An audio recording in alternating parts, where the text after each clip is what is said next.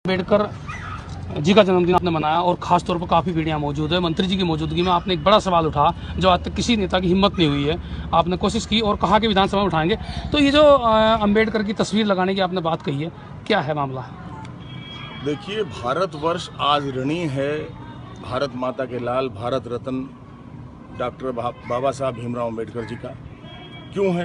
क्योंकि constitution drafting committee में बहुत से मेंबर्स थे जब संविधान बना है, लेकिन उसके चेयरमैन बाबा साहब थे। 60 मुल्कों से संविधान बनाने की प्रेरणा ली गई, आयरलैंड से डायरेक्टर प्रिंसिपल्स लिए गए, फंडामेंटल राइट्स अमेरिका से लिए गए, बहुत सारी चीज़ें ऐसी आएंगी। भारत के लिए एक ढांचा तैयार किया गया। मैं तो कहता हूँ कि महापुरुष थे, और अगर भारत के पिता का दर्जा दिया जाए तो बाबा साहब अम्बेडकर को दिया जाए।